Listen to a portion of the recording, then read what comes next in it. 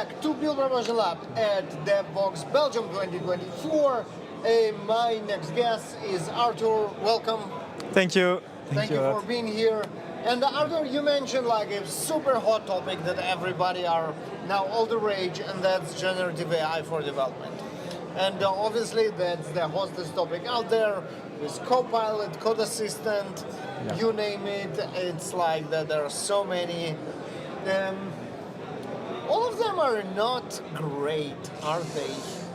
In fact, they are really limited by the context that they have. AI mostly amplify what they see. So if the AI is just learning on some code legacy or some bad practices about security, about performance, etc., they will just amplify it. So there is a huge problem if the developers, that mainly are junior developers, we just validate what have been proposed by those AI. It could be Copilot, it could be a JetBrain assistant, etc. There is also this really good issue about the context. So what we are trying to do right now is to work on how to give this AI more context. And during my talk, I will speak a lot about different things, but I will speak about what we are doing in research for now maybe 10 years at Pacmine. And we are working on capturing the best coding practices of the technical leaders or the whole team about security, about architecture, etc. And how we can push those practices to the GenAI tool, like GitHub Copilot, to force those tools to use the practices that we explicitly validated as a team. So we need to validate those practices with the whole team or with the community of practice to say, this is now our way to go. And you won't be able to look for the whole code base and identify something and say, okay, this is the good things to use. This is really the good issue with But isn't that something that we're tried so many times? Like, one thing comes to mind, the what's called Arctic Vault of GitHub. Yeah. That started as, let's take the really best projects and kind of make sure that they're preserved and what's not. And now every Hello World ends up there, right? So yeah. How do you really know how to distinguish between code that is good code that you want your model to learn from any other code, basically? In fact, there is not a golden bullet, silver bullet. In fact, every company and every context has their own specific practices.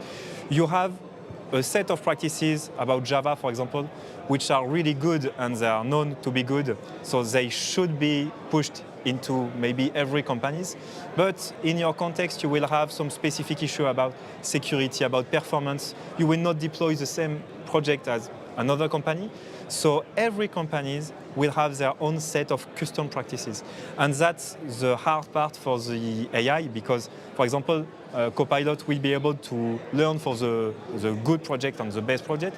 But in some contexts with maybe junior developers, those practices will be too hard to understand for them. So they should have some specific practices. That's why we need to have a symbiosis between the human intelligence and the specific context of every teams, and the AI and the generic practices that they know. And you need to be sure that in your context, because you are with junior developers, for example, and you are building something for an app application, you have some specific practices that will be pushed to your project. There is also a question of how do we express those practices to the GenAI network? Basically, what will be the interface of the humans to telling the AI what good should look like? Yeah, in fact, GitHub Copilot, for example, is trying to learn things based on a YAML file or on golden repositories. That should be really hard to maintain. And with wikis, for example, Confluence or Notion, it will be the same. It won't be up to date and no one will ever see them. In Pacmine, what we created is IDE plugins, where directly from your IDE, you can select a part of code and say, okay, this is good, this is a good practice for this reason, or this is bad, this is a bad practice for security, for example.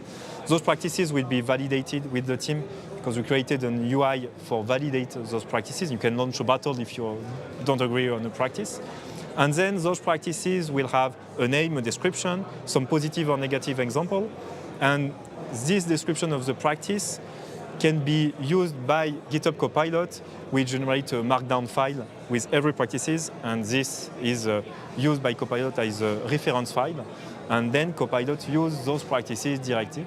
And we are working with GitHub Copilot, for example, to see how it should be automatically integrated. So what are the formats to discuss with the AI?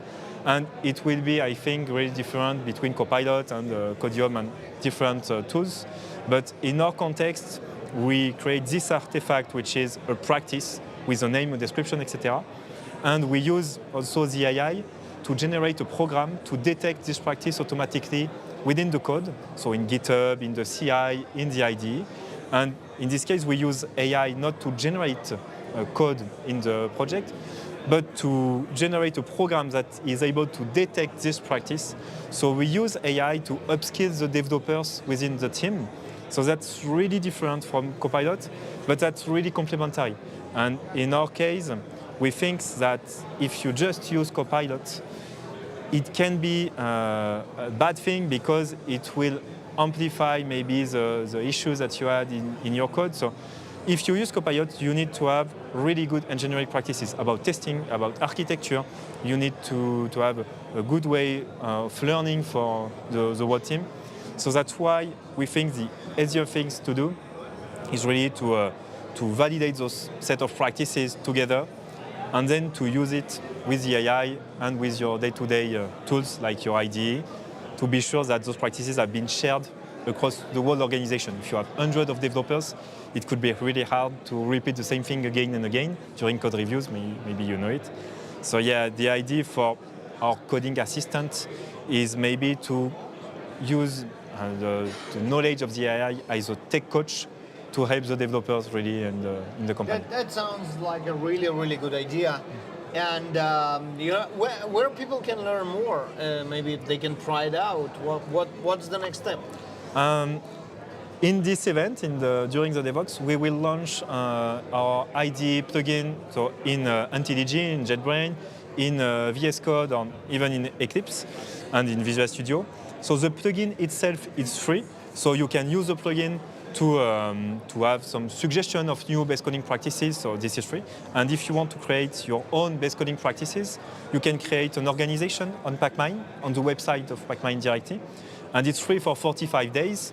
And then if you want to use it with your whole team and you say, okay, this is really good for our code reviews or upskilling the team, then you will have to buy less licenses, the same model as Copilot, for example.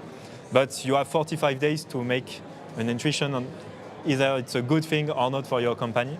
And what we see in the company using this tool is that you have twice less comment in code reviews and you have a better lead time because you don't repeat the same thing again and again. So then you will gain some quality on the code and you can use those AI tools like GitHub Copilot more efficiently because it will generate better code and you will be sure that you can produce some code faster. You won't lose time during code reviews because everyone will just make feedback on your code, etc. It is very cool. Well, yeah. Arthur, thank you very much. Thank you. Today we learned, you all folks check Pacmine for the free plugins and then the trial of the service and see if that works. The idea sounds very, very solid to me. Thank you. I hope the implementation will make sense to you. And with that, stay tuned for more episodes of Build Proportion Lab at DevOps Belgium 2024 right after this. Thank you. Thank you. Bye-bye.